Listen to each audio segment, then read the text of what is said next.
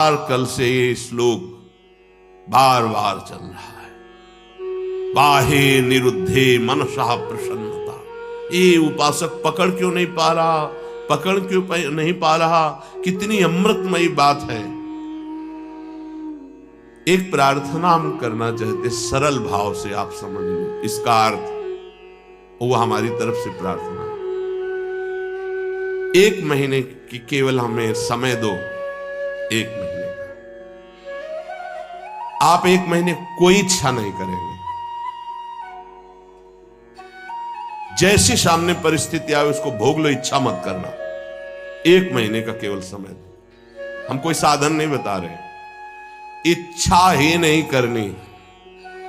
जहां इच्छा निकले उसे निरुद्धे रोक दो, बाहर जवान में ना आने पावे। खान पान देखना, सुनना, रहना, भोगना, व्यवस्था 1 महीने में मर थोड़ी जाओगे।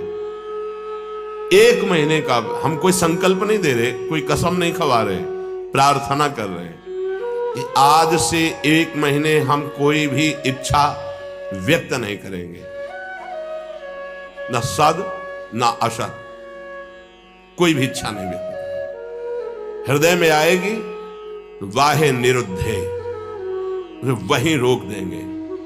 बाहर की इच्छा बाहर, अंदर की इच्छा अंदर, व्यक्त नहीं करेंगे। बताओ, ये अपने घर का सत्संग होता है, ये केवल प्रवचन नहीं है, ये जीवन सुधार है और भगवत प्राप्ति के लिए है। 1 महीने की बात मांग रहे हैं। गृहस्थी में अगर ना कर पावे तो राधे राधे रटे, राधा राधा। लेकिन विरक्त जनों से प्रार्थना 1 महीने केवल 30 दिन। जबान से आपकी इच्छा व्यक्त नहीं होनी चाहिए, 1 महीने बस। आप देखो कैसा आपको लगता है। जलन होगी पहले, वो बार बार व्यक्त नहीं करना, 1 महीने व्यक्त नहीं करना। परिपक्व अवस्था के प्राप्त महापुरुषों के हृदय में इच्छा ही नहीं प्रकट होती। जाहि न चाहिए कबहू कछु, तुम सन सहज सने, बसहु निरंतरता सुर, सोरावुर निज गे। 1 महीने, ये तो आजीवन की बात होती है महापुरुषों की। महाराज ये रख लो, कभी आपके काम में आएगा, कभी आपको जरूरत पड़ेगी, कभी आपको चाहिए ना। भैया नहीं, हम जरूरत मिटाने के लिए, चाह मिटाने के लिए, काम मिटाने के लिए आए हैं, बढ़ाने के लिए नहीं। आप रखो, जब जरूरत होगी मेरा मालिक उस समय दे देगा। कभी आप तो उस समय जो अभी दे रहा है वो उस समय नहीं है क्या? हमारे लिए नई सृष्टि रच देगा। जो सृष्टि में नहीं होगा वो भी वो रच देगा, विश्वास करो। 1 महीने अभ्यास करके देखो, देखेंगे आप लोग, देख लो। इच्छा को होगी, इच्छा, हम ये नहीं कह रहे कि इच्छा नहीं होनी चाहिए, इच्छा होगी पर आप व्यक्त नहीं करोगे। 1 महीने खेल खेल के देखो, गेम है। जीवन मुक्त महापुरुष की स्थिति होती है। देखो एक आपको कथा सुनाते हैं।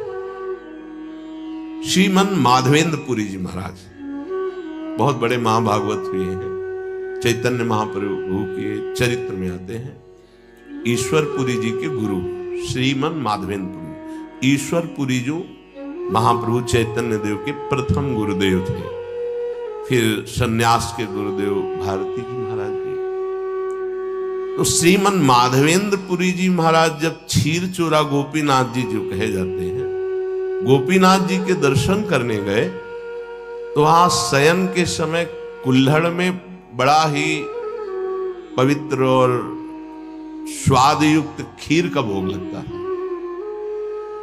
जब ये महिमा सुनी खीर की और भोग लगता देखा तो उनके अंदर इच्छा हुई कि अगर एक कुल्हड़ प्रसादी मिल जाए तो स्वाद लेके हम देख लेंगे कि प्रभु को ऐसा खीर का यहां भोग लगता है तो अपने ठाकुर जी को ऐसा ही खीर का भोग लगाएंगे। जो ही इच्छा जागृत हुई, जलन पैदा हुआ। अरे इच्छा कैसे जागृत हो गई? तो अंदर से विवेक कार्य कर रहा है, बचाने का जलन। ये तो प्रभु के भोग के लिए इच्छा, फिर भी इच्छा कैसे हुई कि मुझे एक कुल्हड़ मिल जाए। तुरंत प्रणाम किया और वहां से चल दिए।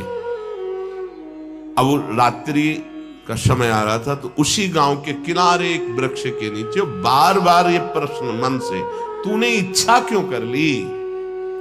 बार बार उत्तर आता कि प्रभु के भोग के लिए इच्छा की है कि अगर मिल जाता तो स्वाद ले लेते, और वैसे ही खीर प्रभु को लगाते हैं अपने। नहीं, फिर भी इच्छा क्यों? बार बार धिक्कार मन को कर रहे थे। इधर महाभागवत की इच्छा भी भगवान बने थे और उसका पोषण भी भगवान करते हैं। जो निरीह जन है, जिनके अंदर इच्छा ही नहीं है, उनके हृदय में कोई इच्छा प्रकट होती तो लीला प्रकट करने के लिए होती। जो कई कुल्हड़ थे उनमें से एक कुल्हड़ छुपा लिया ठाकुर जी ने अपने वस्त्र के नीचे, घाघरे के नीचे, जो नीचे का वस्त्र उसमें छुपा लिया, और सामने रखे हुए हर भोग के कुल्हड़ उठा करके ले गए। जब शयन कराने गए तो देखा एक कुल्हड़, कहा ये कैसे, यहां कैसे आ गया प्रभु के वस्त्र की? तो प्रभु ने कान में कहा उनके, प्रभु मूर्ति नहीं है, तुम जैसी भावना करोगे वैसे।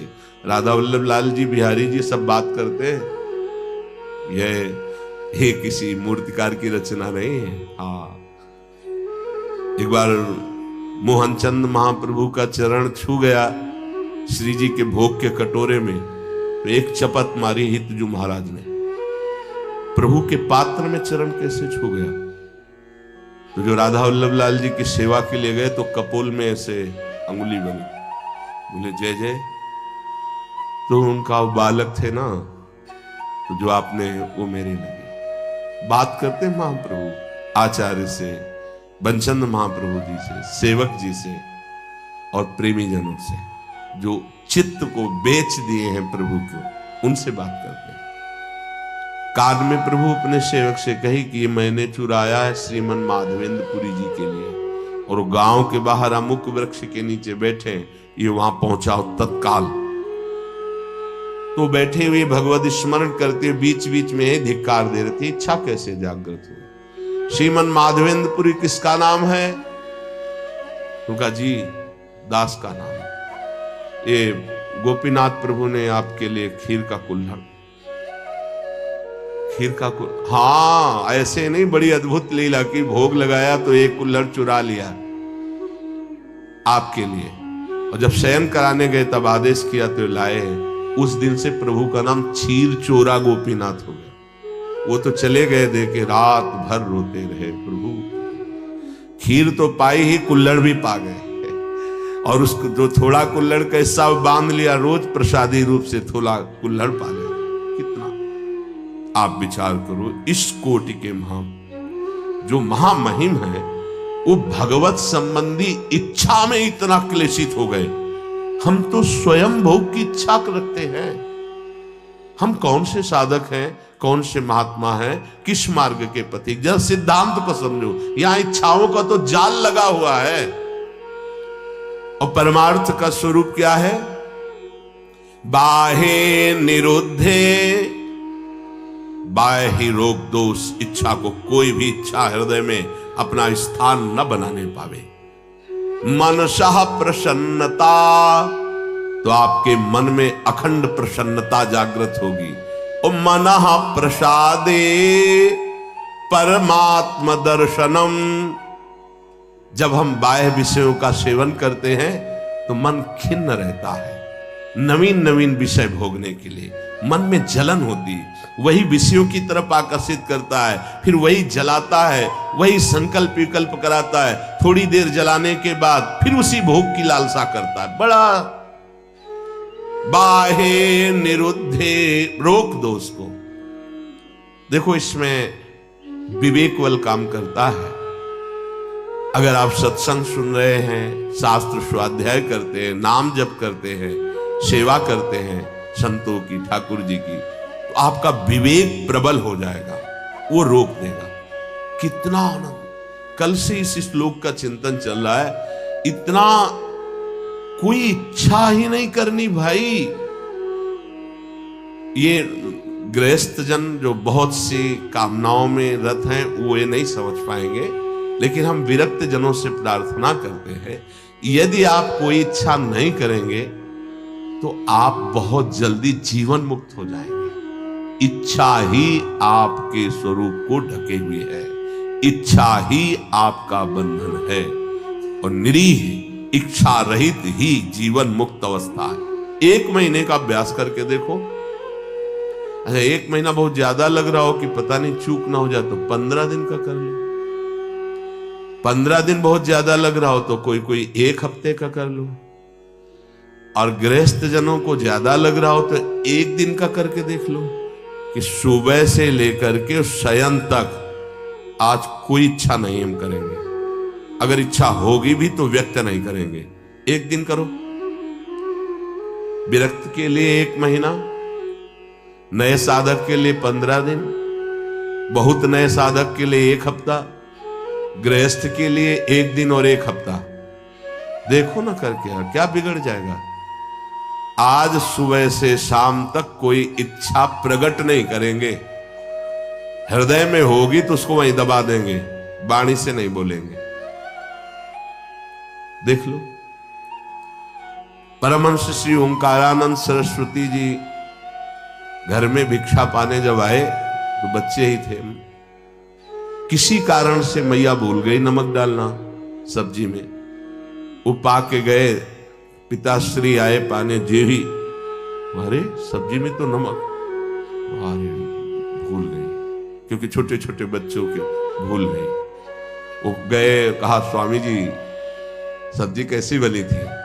बोले नारायण नारायण, बहुत सुंदर, परम सात्विक बनी। नहीं स्वामी जी उसमें तो नमक था ही।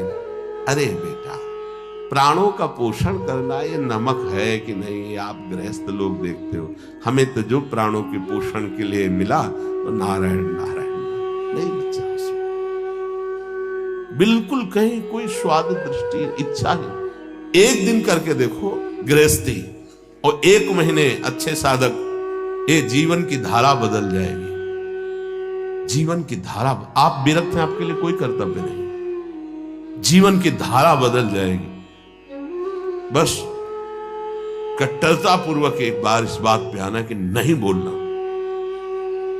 स्वास्थ्य बिगड़ जाए, प्रारब्ध भोग लेंगे, लेकिन हम कहेंगे नहीं। 1 महीने के लिए आपके साथ हम भी हैं। मेरी स्वामी जो पहले से ही उसे देख रही, इच्छा क्यों? अगर हुई है तो चुप हो जाओ ना, वही इच्छा देने वाली तो वही पूर्ति करने वाली। इच्छा हुई नहीं पूर्ति हुई तो उनका विनोद है, पूर्ति हो गई तो उनका दुलार है। दोनों में हमें पूर्ण ही रहना है, हमें इच्छा नहीं। ठीक है, पकड़ी गई बात। 1 महीना अपने विरक्त जन इच्छा नहीं करेंगे। पक्का नहीं, पक्की बात करो। हाँ नहीं, देखो ना आप इसमें जीवन मुक्त अवस्था की तरफ कदम है। 1 महीना जीवन मुक्त रहकर कि आगे का तो अभ्यास पुष्ट ही होगा। 1 महीना कोई इच्छा नहीं, आएंगी परिस्थिति, बस कहना ही तो है, नहीं कहना ही नहीं है, कुछ नहीं कहना। 1 महीना नहीं बोलना है इस विषय पर कि आज हमारी ये इच्छा है, बोलना नहीं। आगे चले पक्का। और 1 दिन आप लोग गृहस्थ जन करके देखो कि आज एक पूरे दिन में कोई आकर के ऐसी प्रतिकूल परिस्थिति करेगा तो फिर आपकी इच्छा जागृत। हर इच्छा में देखना, केवल खान पान में नहीं। हमारी इच्छा के विरुद्ध वो बोल रहा है तो हम नाराज हो जाए, नहीं हमारी इच्छा नहीं है तो हम नाराज क्यों होंगे?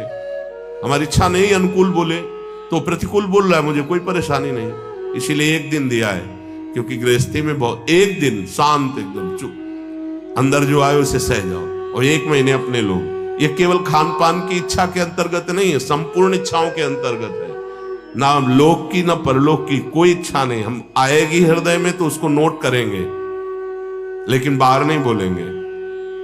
और उस इच्छा की छानबीन करेंगे, ये इच्छा क्यों आई है, किस गलती से आई है, या किस कमी के कारण आई। एक बार पूज्य श्री राधा बाबा भाई जी से कहा कि मिठाई की इच्छा हो जाती है, मीठा देखते ही अधिक पा लेते हैं। क्या अभी ब्रह्मबोध नहीं हुआ? क्या मेरे बोध में कमी रह गई? भाई जी ने कहा नहीं। तो उनका फिर इच्छा क्यों?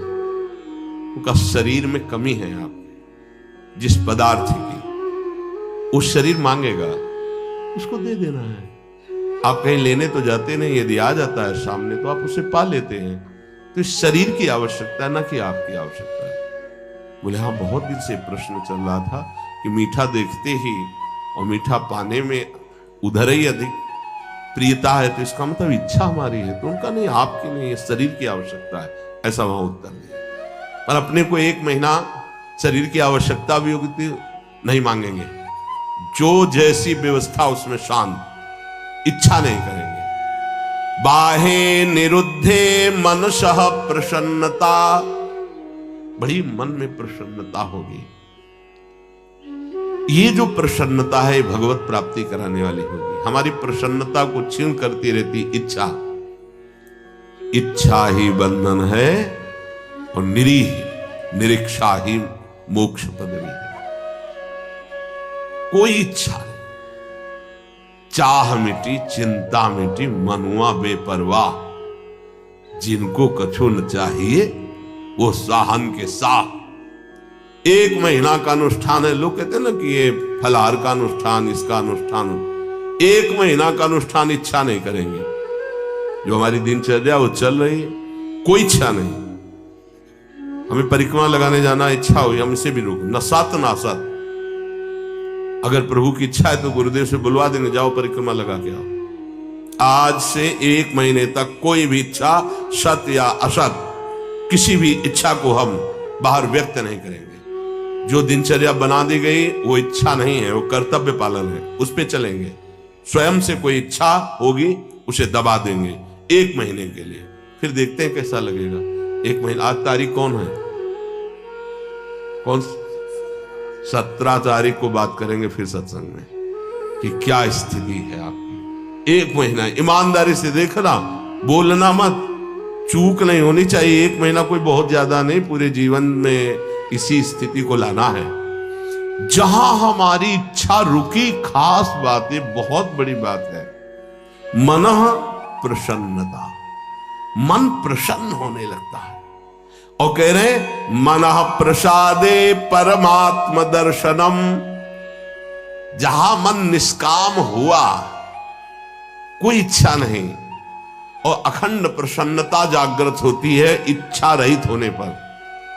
हम लोगों को कैसा माया फंसाए है कि हम सुखी होना चाहते हैं इच्छा करके, हमारी इच्छाओं की पूर्ति हो जाए तो हम सुखी हो जाएं। शास्त्र क्या कह रहा है? इच्छाओं का नाश, मन की अखंड प्रसन्नता, और मनः प्रसादे, जब मन प्रसन्न होता है उसी स्थिति में भगवत साक्षात्कार होता है। अखंड प्रसन्नता जागृत हुई, उसी प्रसन्नता में तत्व बोध होता है। मनः प्रसादे परमात्म दर्शनम तस्मिन् सुदृष्टे भवबंधनासो बहिर्निरोधः पदवी विमुक्ति। जिस समय उपासक अखंड प्रसन्न हुआ, परमात्म साक्षात्कार होता है, तो उसकी दृष्टि बदल जाती है, ब्रह्म दृष्टि। सर्वम खलमिदं ब्रह्म, उस सब जगह ब्रह्म का दर्शन, भगवत दर्शन करता है। यही संसार बंधन का नाश हो जाता है। यही परम पद है, उस परम पद में आरूढ़ हो जाता है। कोई इच्छा नहीं, कोई चाह नहीं। ये जीवन गुरुदेव को समर्पित, प्रभु को समर्पित, जैसे चलावे, स्वयं निरंतर भगवदाकार दृष्टि, परमात्म दर्शन, परमानंद का अनुभव, दुख का लेश नहीं। अब निरोध करने की वृत्ति कैसे हम रोक पावे? तो बोले योगस्य प्रथमम द्वारम वांग निरोधो अपरिग्रह। पहले वाणी को रोक दो, उचित बोलो, केवल जितना शास्त्र सम्मत बोल सकते हो उतना बोलो, अन्यथा मौन रहो। नाम कीर्तन, वाणी गायन, पहला योगस्य प्रथमम द्वारम, कल चर्चा हुई थी। दूसरा अपरिग्रह, कोई भी चीज अपने पास ऐसी न रखी जाए जो हमारी इच्छाओं का वर्धन कर दे। अगर वस्तु समीप रहेगी तो वो अपना प्रभाव दिखाएगी, इच्छा प्रकट कर देगी विरक्त के लिए। जो सीधे परमात्मा साक्षात्कार के लिए चला है, अपनी कुटिया में बस जितना मन को चंचल ना कर पावे उतना है। महापुरुषों ने सदैव ऐसा ही किया है। गुरुदेव भगवान की आज्ञा से तेहरा से सुबह 7 और 8 के बीच में जाके चून मांग लाती।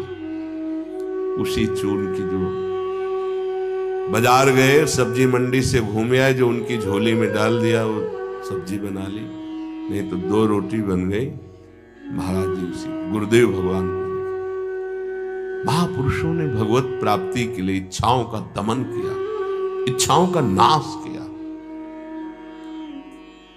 देखो अब क्या होता है, अपने लोग बड़े बहाने से अपनी वासना का पोषण करने लगते हैं। अमुक चीज तो बोले आज श्री जी की यही इच्छा है, हाँ ठीक मान लेंगे आपकी बात, भोग लगाइए और बांट दीजिए, पशु पक्षी सबको बांट दीजिए।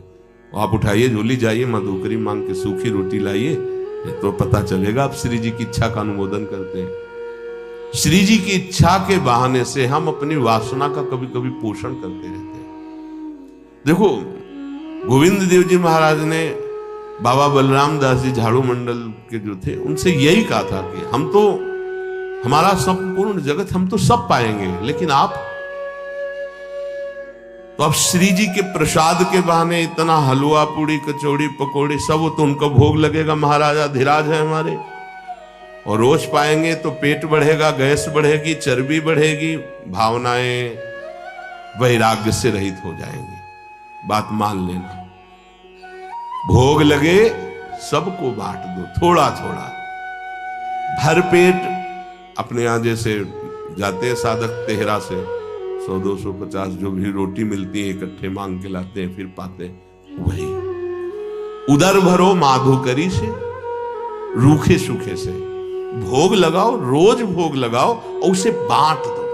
इतना इतना अगर सब तो कोई, हम माधुकरी से अपना अगर या प्रभु को जो प्रसाद भोग लगा है उसमें से सूखा और जो अच्छा अच्छा पदार्थ है वो और सबको, पशु पक्षी भी तो वृंदावन के संत हैं, बांट दिया। एक बार पंडित रामकृष्ण बाबा राधा रमन जी गए तो दोना भर करके सब मिठाई का प्रसाद। बाबा तो बहुत शासन करते थे, वे गोसाई जी महाराज हमको तुलसी दल और चरणामृत दीजिए, ये मिठाई महाराज पाते हैं औरों को बांट दीजिए, हमें तो तुलसी दल और चरणामृत दीजिए। बहुत सावधान, गुरुजन जो हमारे आचरण करते हैं हमको वैसा चलना पड़ेगा। बहुत कम समय में बहुत ऊंचाई पर चढ़ना है, कृपा है हमारे ऊपर, हम इनकी सावधानी रखें। जब सत्संग मिल रहा है तो बहुत बड़ी कृपा मिल रही।